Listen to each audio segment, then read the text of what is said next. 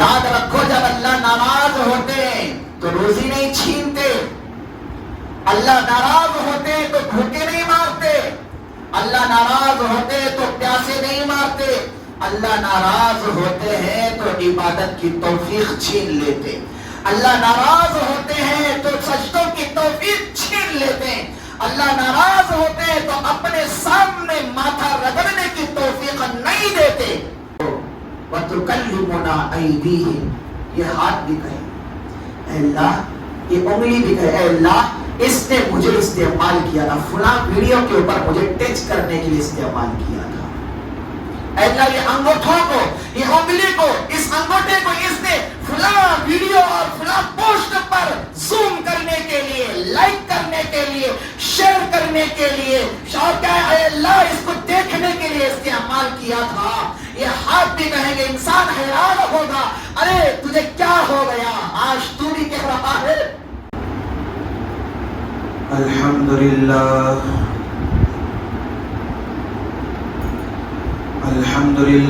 نحمده ونستعینه ونستغفره ونؤمن به ونتوکل علیہ ونعوذ باللہ من شرور انفسنا ومن سیئات اعمالنا من يهده الله فلا مضل له ومن يضلله فلا هادي له ونشهد أن لا إله إلا الله وحده لا شريك له ونشهد أن سيدنا ونبينا ومولانا محمدا عبده ورسوله أما بعد فأعوذ بالله السميع العليم من الشيطان الرجيم بسم الله الرحمن الرحيم ومن أعرض عن ذكري فإن له معيشة ضنكا قال الله تبارك وتعالى في مقام آخر فمن يعمل مثقال ذرة خيرا يره ومن يعمل مثقال ذرة شرا يره صدق الله مولانا العظيم وقال النبي صلى الله تعالى عليه وسلم لا تحقرن من المعروف شيئا ولو أن تلقى أخاك بوجه طلق وقال النبي صلى الله تعالى عليه وسلم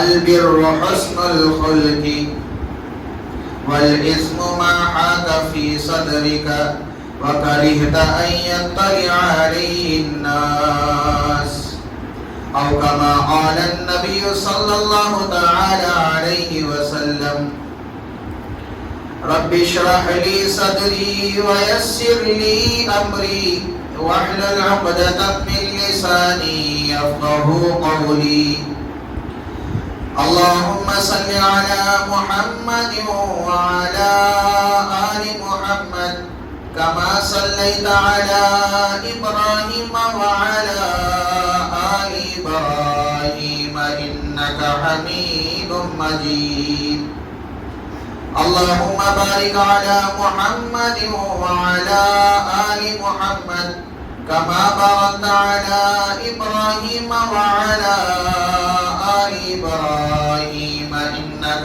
حميد مجيد يا ربي صل وسلم دائما أبدا على حبيبك خير الخلق كلهم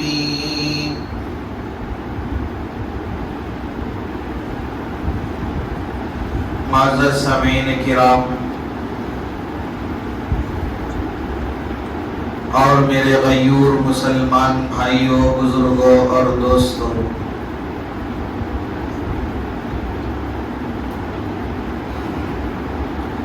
ابھی میں نے خطبے کے اندر قرآن مجید کی 3 آیات اور نبی علیہ الصلوۃ والسلام کی 2 احادیث آپ کے سامنے تلاوت فرمائی ہے۔ اللہ رب العزت سے دعا گو ہوں کہ اللہ تعالی جو کچھ کہا اور سنا جائے گا ان باتوں پر سب سے پہلے کہنے والے کو عمل کی توفیق عطا فرمائے اور ہم تمام کو عمل میرا بنائے۔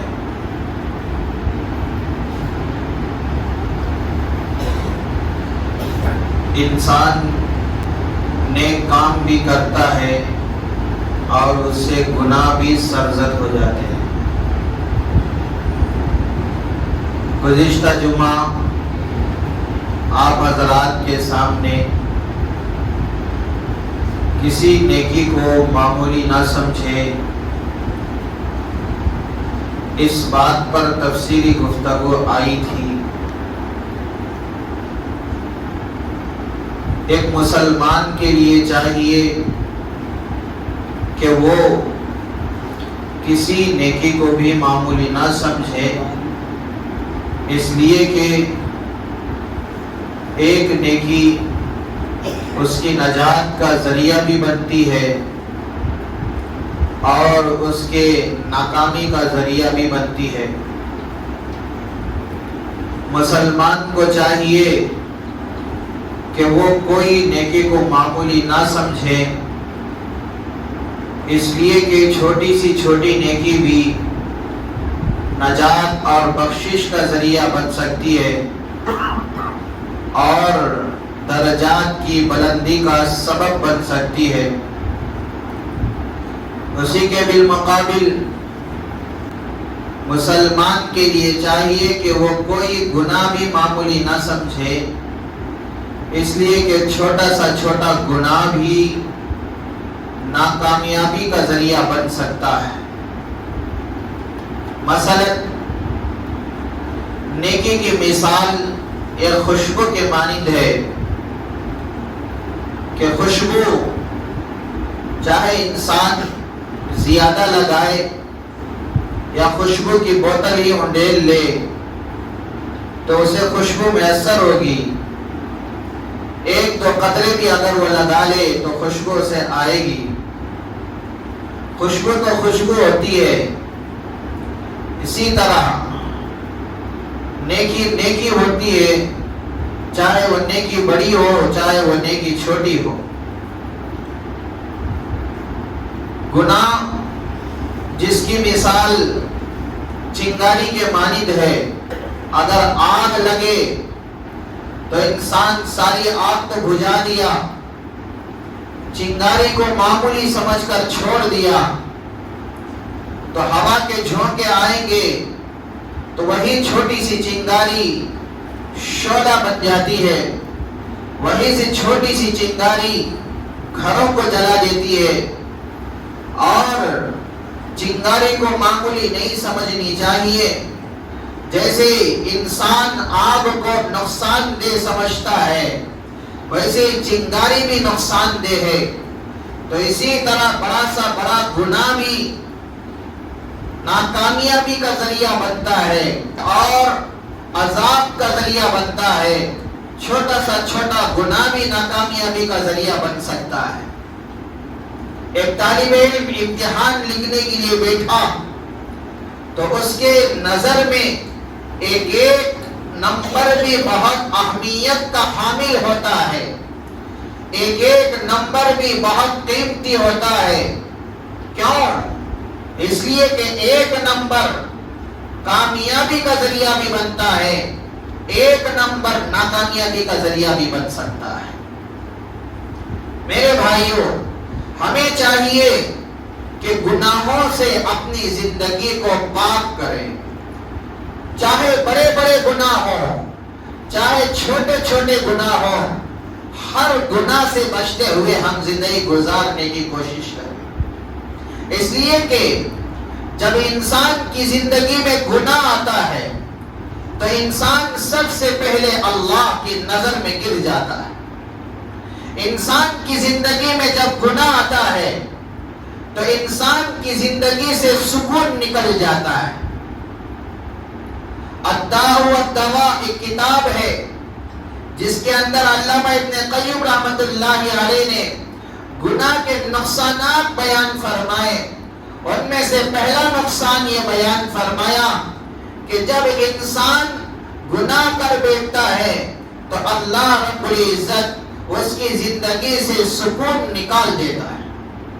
جیسا کہ قرآن میں اللہ رب العزت نے ارشاد فرمایا وَمَنْ أَعْرَضَ عَنْ ذِكْرِي فَإِنَّ لَهُ مَعِيشَةً ضَنْكًا، جس نے میرے ذکر سے اعراض کیا اور میرے ذکر سے منہ موڑا اور میرے ذکر سے اس نے روگردانی اختیار کی، ہم اس کی زندگی کو تنگ کر دیتے ہیں۔ تو میرے بھائیوں، سب سے پہلا نقصان گناہ کا یہ ہوتا ہے کہ زندگی سے سکون نکل جاتا ہے۔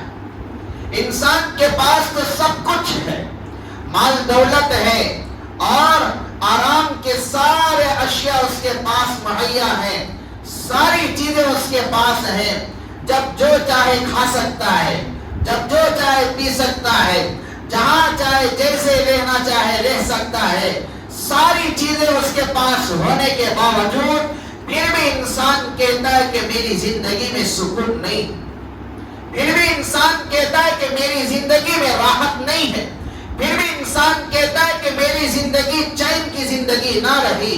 کیوں؟ وجہ کیا ہے؟ اس لیے کہ اس کی زندگی کے اندر گناہ جیسی نحوست ہے۔ گناہ کی نحوست یہ ہوتی ہے کہ سب سے پہلے رب ذوالجلال اس کے دل سے سکون ختم فرما دیتے ہیں۔ چاہے دنیا کے آرام دہ جتنے بھی چیزیں اس کے پاس موجود ہوں، لیکن اللہ رب العزت کی نافرمانی، شریعت کے خلاف آقا کام کرتا ہو، شریعت کے خلاف اس کی زندگی گزر رہی ہو، تو اللہ رب العزت اس کی زندگی سے سب سے پہلے سکون نکال دیتے۔ مثلا دنیا کے اندر جب باپ کی نافرمانی کرتا ہے تو باپ کی نظروں سے وہ گر جاتا ہے، گھر کے اندر اسے سکون نہیں ملتا، گھر کے اندر اطمینان نہیں ملتا، ہمیشہ گھر کے باہر دوستوں کے ساتھ کسی اور کے ساتھ وہ گھومتا پھرتا رہتا ہے، گھر کے اندر آتا ہے تو کونے میں بیٹھ جاتا ہے، کمرے میں جا کر بند کر لیتا ہے۔ وجہ کیا ہے؟ وجہ یہی ہے کہ ماں باپ ناراض ہیں، ماں باپ کی ناراضگی کی وجہ سے گھر کے اندر سکون نہیں ملتا۔ تو میرے بھائیوں سوچے کہ اگر انسان زمین و آسمان کے پیدا کرنے والے اللہ کو جب ناراض کر بیٹھتا ہے تو اللہ اس کو دنیا کے اندر سکون کیسے عطا فرما دے گا؟ تو اس لیے ہمیں چاہیے کہ سب سے پہلے ہمارے لیے ضروری ہے کہ ہم اپنی زندگی کو گناہوں سے پاک کریں، کسی گناہ کو بھی معمولی نہ سمجھیں، چاہے وہ گناہ بڑا ہو چاہے وہ گناہ چھوٹا ہو، ہر گناہ گناہ ہی ہوتا ہے، لیکن گناہ کا پہلا نقصان یہ ہوتا ہے کہ زندگی سے سکون نکل جاتا ہے۔ علامہ ابن قیم رحمۃ اللہ علیہ نے دوسرا نقصان گناہ کا یہ بیان فرمایا، جب انسان گناہ کر بیٹھتا ہے تو اللہ رب العزت عبادات کی توفیق اس کو عطا نہیں فرماتا۔ ہم دیکھتے ہیں آج کہ مسجدیں خالی پڑی ہوئی ہیں، فجر کی نماز میں کتنے لوگ آتے ہیں؟ گنے چنے ہوتے ہیں۔ وجہ کیا ہے؟ آج نمازوں کے اندر دیکھیں کہ مساجد کے اندر صرف بڑے بڑے بزرگ حضرات ہی ہیں، نوجوان کہاں چلے جاتے ہیں؟ نوجوان مسجد کیوں نہیں آ رہا؟ وجہ کیا ہے؟ رات ہونے تک جاگتا ہے، رات کے 12 بجے 1 بجے 2 بجے تک جاگتا ہے، تو صبح کی توفیق، صبح نماز کی توفیق اللہ اسے کیسے دے دیں گے؟ آج کل ہمارا رواج ہی ایسا ہے، ہمارے گھروں کے اندر رات کا کھانا کھایا جاتا ہے رات کے 10 بجے 11 بجے، کب شبیں ہوتی ہیں، گھر کے اندر ایران توران کی باتیں چلتی رہتی ہیں، ایک طرف ماں سیریل دیکھتی ہوئی رات گزارتی ہے، ایک طرف بیوی سیریل دیکھتی ہوئی رات گزارتی ہے، شوہر گھر آتا ہے تو رات کے 10 بجے کے بعد 11 بجے 12 بجے شوہر گھر آتا ہے اور کھانا کھاتے ہیں اور سوتے ہیں تو بستر پر جاتے وقت کتنا ہوتا ہے؟ رات کے 12 بجتے 1 بجتے صبح کی نماز کو آئیں گے کیسے؟ صبح کی نماز کو اٹھیں گے کیسے؟ اور صرف یہی معاملہ نہیں ہے، آج کل ہمارا نوجوان تو رات ایسی گزارتا ہے، گھر میں داخل ہوا، کھانا کھا لیا، کمرے میں چلا گیا، کمرہ بند۔ آج کل تو رواج بھی ایسا بنا ہوا ہے کہ ہر بچے کے لیے گھر میں الگ الگ کمرہ بنا کر رکھ دیتے ہیں، تیرا وہ کمرہ۔ اب وہ اکیلا کمرے کے اندر کیسی رات گزارتا ہے، کس حال میں رات گزارتا ہے، اس کے رات کی کیفیت کیا ہوتی ہے اللہ جانے۔ اب کوئی نہیں ہے کمرے کے اندر، اب یہ فوراً کمرہ جاتے لاک کر لیتا ہے، موبائل ہے ہاتھ کے اندر، اور کیا چاہیے، اور موبائل کے اندر کیا دیکھتا ہے، ننگا ناچ دیکھتا ہے، طرح طرح کے ویڈیوز دیکھتا ہے، فحاشی کی فلمیں دیکھتا ہے، اور سوتا ہے رات کے 2 بجے 3 بجے۔ ایک نوجوان سے میں نے پوچھا کہ بھائی آپ رات میں کتنے بجے سوتے ہو؟ کہا حضرت رات کے 12 سے پہلے نیند نہیں آتی۔ کیوں بھائی، کیا مجبوری ہے؟ کہا کہ حضرت صبح سے شام تک نیٹ یوز کرنے ٹائم نہیں ملتا، اور رات میں نیٹ بچ جاتا، پورے کا پورا ویسٹ ہو جاتا۔ مہینے میں روزانہ 1.5 GB یا 2 GB موبائل والا دیتا ہے، اور وہ ختم نہیں ہوا تو نیند نہیں آتی۔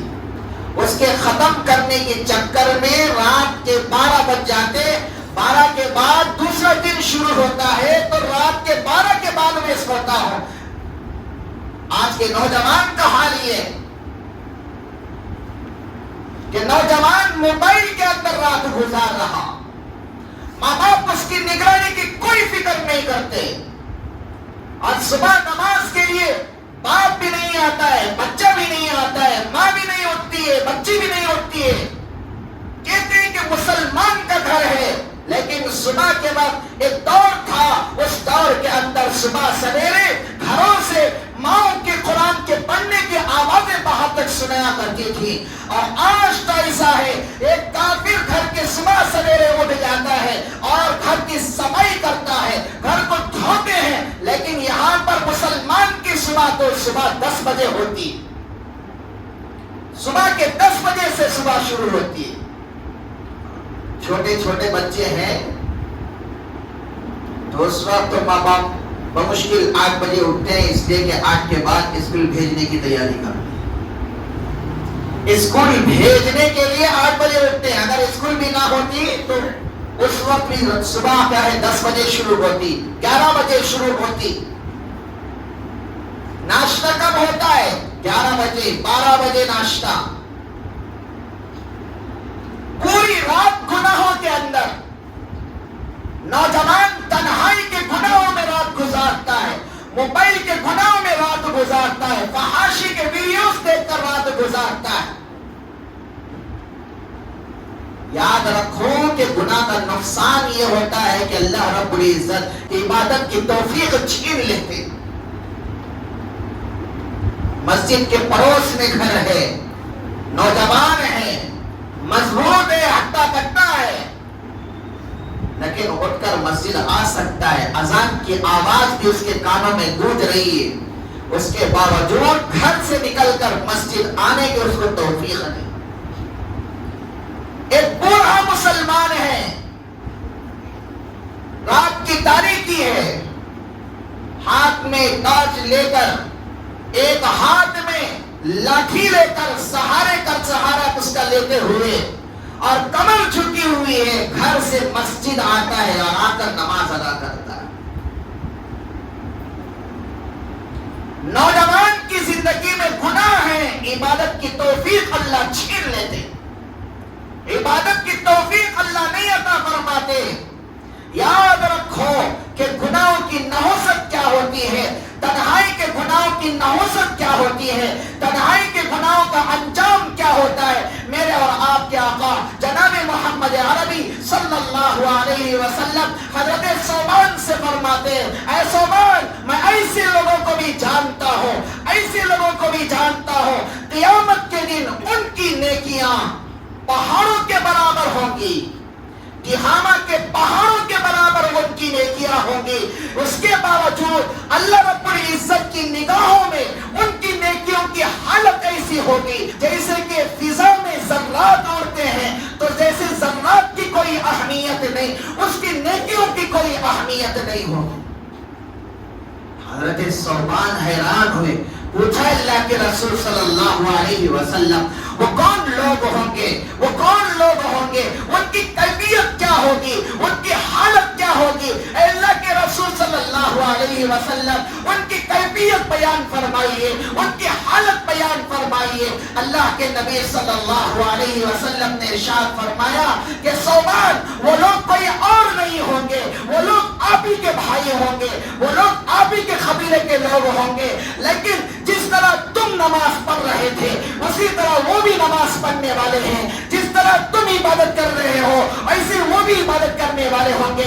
लेकिन जब रात होगी, तन्हाई उनको मिल जाएगी, तन्हाई के अंदर जब जाएंगे तो वो गुनाहों के मुर्तकिब हो जाएंगे, गुनाहों के अंदर वो फंस जाएंगे। वही है आज का हमारा नौजवान, जब सुबह से शाम तक ज़ोहर भी पढ़ रहा, असर भी पढ़ रहा है, मगरिब भी पढ़ रहा है, इशा भी पढ़ रहा है, फजर क्यों नहीं आता? तो यही कहता है कि हजरत रात सोने में देर हो गई, सुबह नहीं उठ सका। तो नहीं उठा, अल्लाह तौफीक छीन ली, तौफीक अल्लाह छीन ली। याद रखो, जब अल्लाह नाराज होते हैं तो रोजी नहीं छीनते, अल्लाह नाराज होते हैं तो भूखे नहीं मारते, अल्लाह नाराज होते हैं तो प्यासे नहीं मारते, अल्लाह नाराज होते हैं तो इबादत की तौफीक छीन लेते, अल्लाह नाराज होते हैं तो सजदों की तौफीक छीन लेते, अल्लाह नाराज होते हैं तो अपने सामने माथा रगड़ने की तौफीक नहीं देते। जब हमें अल्लाह के सामने माथा रगड़ने की तौफीक नहीं हो रही है तो याद रखना, हमारी जिंदगी के अंदर गुनाह आम हो चुके हैं, जिसकी बदौलत नेकियों की तौफीक अल्लाह रब्बुल इज्जत नहीं अता फरमा रहे। अल्लामा इब्न क़य्यिम रहमतुल्लाहि अलैहि ने फरमाया कि दूसरा नुकसान गुनाहों का यह होगा, इबादत की तौफीक छीन ली, सजदों की तौफीक भी नहीं होगी, नेकी की तौफीक नहीं होगी, अल्लाह रब्बुल इज्जत नेकी की तौफीक भी छीन ले। हज़रत सुफियान सौरी रहमतुल्लाहि अलैहि फरमाते हैं, एक गुनाह की वजह से 5 महीने की तहज्जुद की तौफीक अल्लाह ने मुझे अता नहीं की।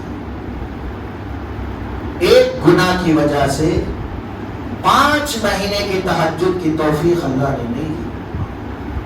लोगों ने पूछा, हजरत वो कौन सा गुनाह था जिसकी वजह से 5 महीने की तहज्जुद की तौफीक अल्लाह ने आपको नहीं दी है?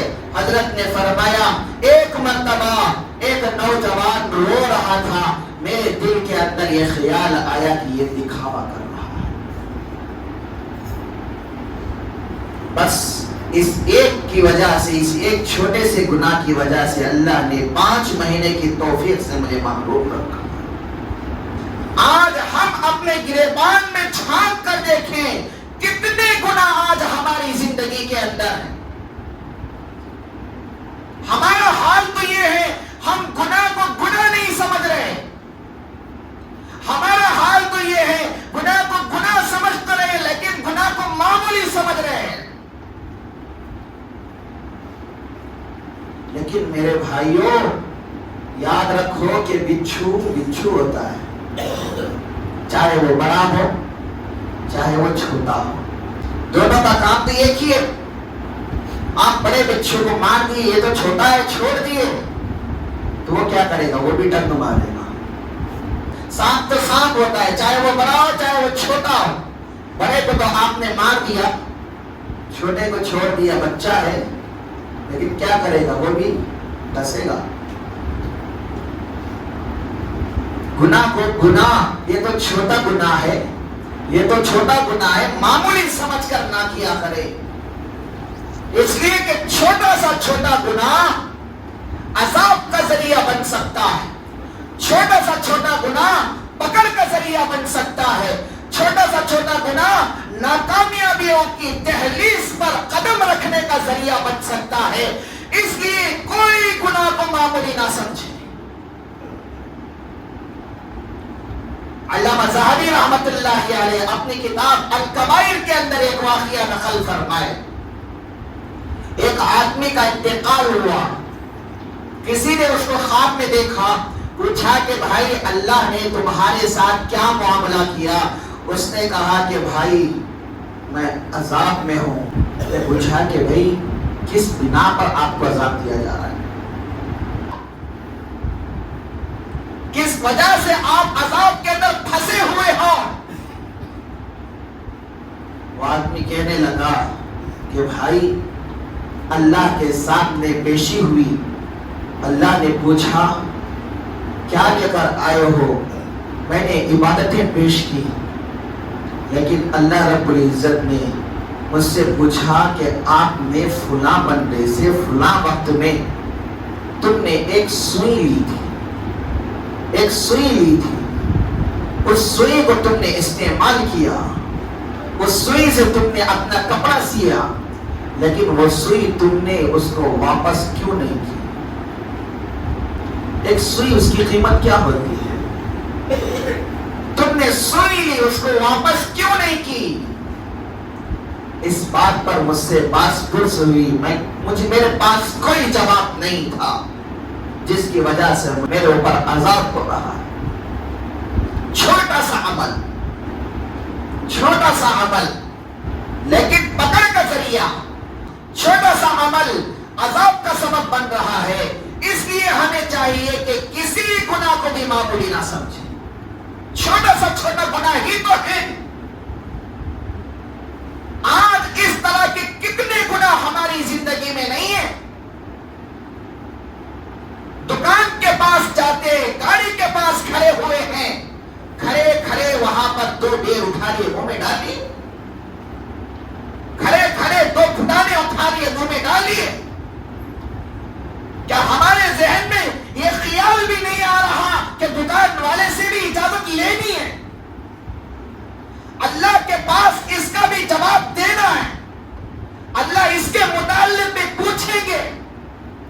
کسی سے ہم قرض لے رہے ہیں اور قرض دینے کے لیے ٹال مٹول کرتے رہتے ہیں، بیچارہ قرض دینے والا ہمارے اوپر ترس کھا کر اس نے قرض دیا، لیکن آج بھی یہ کہہ رہا ہے، افسوس کر رہا ہے کہ بھائی میں نے اس کو دیا کیوں؟ قرض دے کر وہ افسوس کر رہا۔ یاد رکھیں کہ اللہ کے نزدیک اس کی بھی پوچھو، کسی گناہ کو معمولی نہ سمجھیں کہ چھوٹا ہی تو گناہ ہے، لیکن چھوٹا گناہ بھی پکڑ کا سبب بن سکتا ہے، چھوٹا گناہ بھی عذاب کا ذریعہ بن سکتا ہے۔ امام احمد بن حنبل رحمت اللہ علیہ اپنی کتاب الزہد کے اندر ایک واقعہ نقل فرمائے، ایک آدمی جس کا انتقال ہوا، کسی نے خواب میں دیکھا، پوچھا کہ بھائی اللہ نے تمہارے ساتھ کیا معاملہ کیا؟ اس نے کہا کہ بھائی میں عذاب میں ہوں۔ پوچھا کہ بھائی کیوں؟ کون سی وجہ پکڑ کا ذریعہ بنی؟ اس نے کہا کہ بھائی میں تو لکڑیوں کا گٹھر، ایک مرتبہ ایک آدمی نے مزدوری پر بلایا، لکڑیوں کا گٹھر سر کے اوپر اٹھایا، اس کے کہنے کے مطابق میں نے فلاں جگہ گٹھر پہنچانا تھا، لیکن میں گوشت کھایا ہوا تھا، دانتوں میں گوشت اٹکا تھا، میں نے اس کی لکڑیوں کے گٹھر میں سے تھوڑا سا تنکا توڑا اور میں نے اس سے اپنے دانتوں میں خلال کیا اور اس تنکے کو میں نے زمین پر پھینک دیا۔ اللہ کے یہاں اس پر مجھ سے باس پرس ہوئی کہ بتا تو نے بغیر اجازت کے اس کے لکڑیوں کے گٹھر سے تنکا توڑا کیوں؟ اس کو بغیر اجازت کے اپنے دانتوں میں استعمال کیا کیوں؟ اور بغیر اجازت کے اس کو پھینکا کیوں؟ چھوٹا سا عمل تھا، لیکن اس یہ چھوٹا سا عمل میری پکڑ کا ذریعہ بنا. کوئی بھی گناہ چاہے وہ بڑا ہو چاہے وہ چھوٹا ہو معمولی سمجھ کر نہ کیا کرے. ہاں یہ کیوں؟ اس لیے کہ یہ چھوٹا گناہ ہی ہے لیکن ناکامی کا ذریعہ بن سکتا ہے. چھوٹا گناہ ہی تو ہے پکڑ کا ذریعہ بن سکتا ہے.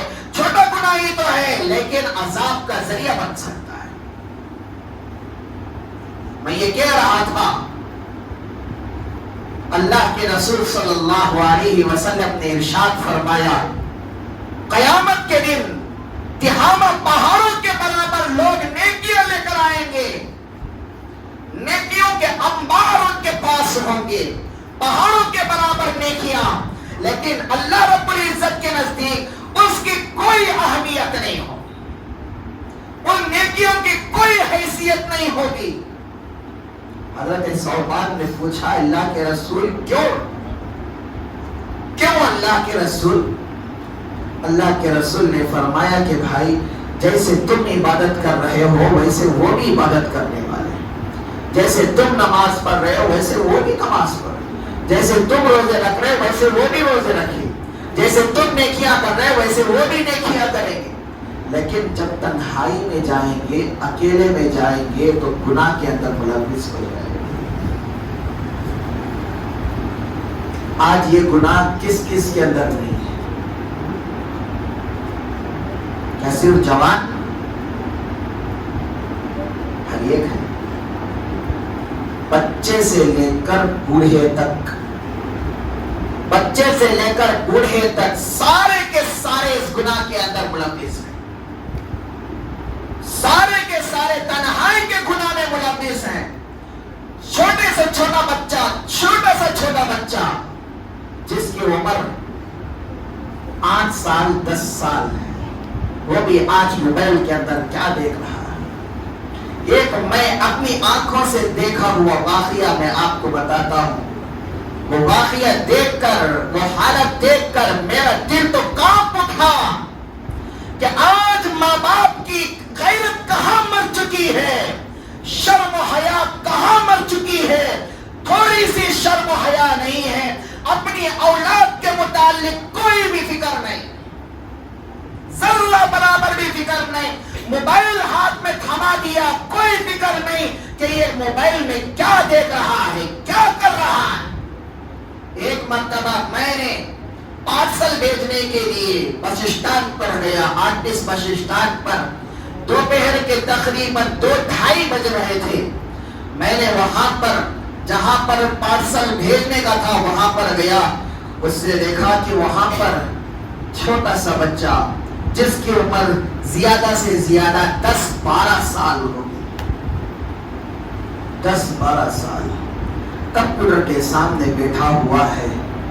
اللہ معاف فرمائے وہ کیا ویڈیوز دیکھ رہا تھا. میں دیکھ کر دنگ ہو گیا. یہ بھی کوئی زندگی ہے؟ کہاں تک حالت پہنچ چکی ہے آج نوجوان کی بچوں کی حالت. چھوٹا سا بچہ 10 سال یا 12 سال اس کی عمر ہوگی کمپیوٹر کے سامنے بیٹھا ہوا ہے ننگی فلمیں دیکھ رہا ہے. آج تو ماں باپ گھر بناتے ہیں ہر بچے کے لیے کمرہ الگ الگ بن دیتے ہیں. تیرا یہ کمرہ ہے رات ہوتی ہے تو بچہ کمرے کے اندر چلا جاتا ہے. ماں باپ کو کوئی فکر ہے ہی نہیں کہ میرا بچہ کمرے میں جا کر کیا کرے گا. موبائل میں کیا دیکھے گا. کیا اثرات اس کی زندگی میں آئے گی. کیسے اس کی زندگی بنے گی یا بگڑے گی اس کے متعلق کوئی فکر نہیں. تو میرے بھائیو یاد رکھو قیامت کا دن ہوگا. قیامت کے دن اللہ کے سامنے پیشی ہوگی. رب ذوالجلال حساب لینے پر آئیں گے پوچھیں گے کہ بھائی کیا کر کے آئے ہو. ہم تو یہ سوچیں گے بند کمرے کے اندر میں نے گناہ کیا تھا. بند کمرے کے اندر میں نے ننگی فلمیں دیکھی تھی. فحش میں نے دیکھی تھی. نہ وہاں پر باپ دیکھنے والا تھا نہ وہاں پر ماں دیکھنے والی تھی نہ وہاں پر بھائی بہن دیکھنے والے تھے. کوئی نہیں تھے. لیکن یاد تو رکھ لے کہ اللہ تو وہاں دیکھ رہا ہے. اللہ تو دیکھ رہا ہے. قیامت کے دن اللہ کے سامنے پیشی ہوگی. رب ذوالجلال پوچھیں گے بتاؤ تم نے یہ گناہ کیوں کیا تھا؟ بندہ کہے گا کہ میں نے یہ گناہ نہیں کیا ہے، لیکن اللہ رب العزت گواہی کے طور پر لائیں گے، کہیں گے کہ بھائی دیکھ تو دنیا کے اندر جس مقام پر تو نے گناہ کیا تھا، قرآن کہتا ہے یومئذ تحدث اخبارہا، قیامت کے دن وہ زمین بھی ساری کی ساری خبریں اگل کر رکھ دے گی۔ زمین کہے گی کہ اے اللہ فلاں دن فلاں جگہ فلاں وقت میں فلاں سیکنڈ پر اس نے میرے اوپر یہ گناہ کیا تھا۔ کبھی ہم نے یہ سوچا ہے کہ جس زمین پر ہم گناہ کر رہے ہیں یہ بھی اللہ کے سامنے بتائے گی؟ یہاں پر تو باپ نہیں ہے، ماں نہیں ہے، بھائی بہن نہیں ہے، رشتہ دار نہیں ہے، دوست احباب کوئی بھی نہیں ہے، لیکن قیامت کے دن سارے کے سارے ہوں گے۔ ان ساروں کے سامنے زمین ہمارے سارے پول کھول کے رکھ دے، پھر بھی انسان انکار کرے گا تو اللہ رب العزت اليوم نختم على افواههم وتكلمنا ايديهم وتشهد ارجلهم، رب ذوالجلال اس کے منہ پر مہر لگا دیں گے اور تاکہ اس کی زبان سے کوئی بات نہ نکلے۔ اس کے بعد اللہ حکم دیں گے ہاتھوں کو، وتكلمنا ايديهم، یہ ہاتھ بھی کہیں اے اللہ، یہ انگلی بھی کہے اے اللہ اس نے مجھے استعمال کیا تھا، فلاں ویڈیو کے اوپر مجھے ٹچ کرنے کے لیے استعمال کیا تھا۔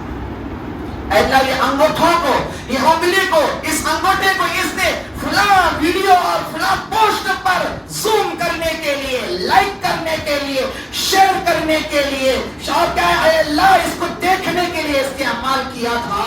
یہ ہاتھ بھی کہیں گے، انسان حیران ہوگا ارے تجھے کیا ہو گیا، آج تو بھی کہہ رہا ہے۔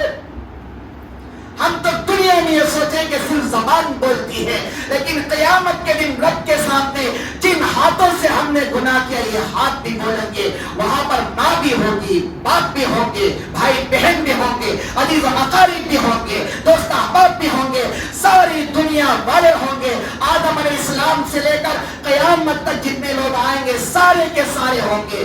کبھی یہ بھی سوچا ہے کہ سب کے سامنے ہمارا یہ راز کھلے گا تو ہماری کیفیت کیا ہوگی، ہمارا حال کیا ہوگا، اس وقت ہمارے ساتھ کیا سلوک ہوگا؟